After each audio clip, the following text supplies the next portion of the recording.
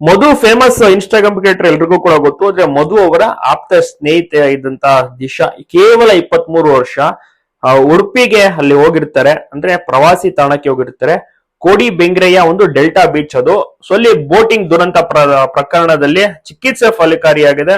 ಯುವತಿಯಾದಂತ ದಿಶಾ ಅವರು ಎಲ್ಲರನ್ನ ಸಹ ಬಿಟ್ಟೋಗಿದ್ದಾರೆ. ದಿಶಾ ಜೊತೆಗೆ ಇನ್ನ ಸ್ವಲ್ಪ ಜನ, ಅದರಲ್ಲಿ ಶಂಕರಪ್ಪ ಮತ್ತೆ ಸಿಂಧು, ಇನ್ನ ಸ್ವಲ್ಪ ಜನ ಗಂಭೀರ ಗಾಯವಾಗಿದ್ದಾರೆ. ಕೆಲವಿಷ್ಟು ಜನ ಲೈಫ್ ಜಾಕೆಟ್ ಅನ್ನು ಹಾಕೊಂಡಿರಲ್ವಂತೆ.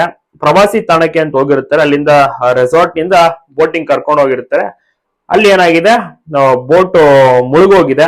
ಪ್ರವಾಸಿಗರು ಹಾಗೆ ಎಗರಿದ್ದಾರೆ. ಸ್ವಲ್ಪ ಜನರನ್ನ ರೆಸ್ಕ್ಯೂ ಮಾಡಿದ್ರು, ಇನ್ನ ಸ್ವಲ್ಪ ಮಂದಿ ಅಗಲಿಕೆ ಆಗಿದ್ದಾರೆ. ಅದರಲ್ಲಿ ಆಪ್ತ ಸ್ನೇಹಿತೆ ಮಧು ಅವರ ಫ್ರೆಂಡ್ ದಿಶಾ ಅವರು ಕೂಡ ಹೋಗಿದ್ದಾರೆ. ಕೇವಲ 23 ವರ್ಷಕ್ಕೆ ಅಗಲಿಕೆ ಆಗಿರುವಂತದ್ದು ನಿಜವಾಗ್ಲೂ ಕೂಡ ಒಂದು ದೊಡ್ಡ ಬೇಸರದ ವಿಚಾರ. ಉಡುಪಿ ಮಲ್ಪೆ ಪೊಲೀಸ್ ಠಾಣಾ ವ್ಯಾಪ್ತಿಯಲ್ಲಿ ಈ ಒಂದು ಪ್ರಕರಣ ಸಹ ನಡೆದಿರುವಂತದ್ದು. ಇನ್ನ ಕೆಲವು ಮಂದಿ ಆಸ್ಪತ್ರೆಯಲ್ಲಿ ಚಿಕಿತ್ಸೆನ ಪಡ್ಕೊಳ್ತಾ ಇದ್ದಾರೆ. ನೀರಿನಲ್ಲಿ ಬಿದ್ದ 14 ಮಂದಿಯ ಒಂದು ಪೈಕಿ 4 ಸ್ಥಿತಿಯ ಮಾತ್ರ ಗಂಭೀರವಾಗಿರುವಂತದ್ದು. ಸ್ವಲ್ಪ ಜನ ರೆಸ್ಕ್ಯೂ ಸಹ ಮಾಡ್ತಾರೆ. ನಿಜವಾಗ್ಲೂ ಕೂಡ ಬೇಸರ ಪಡುವಂತ ಒಂದು ವಿಚಾರ ಅಂತ ಹೇಳಬಹುದು. ದಿಶಾ ಅವರು ಈಗ ಹೋಗಿದ್ದಾರೆ. ಮಧು ಅವ್ರಿಗೂ ಕೂಡ ಬಹಳ ಬೇಸರ ಇದೆ.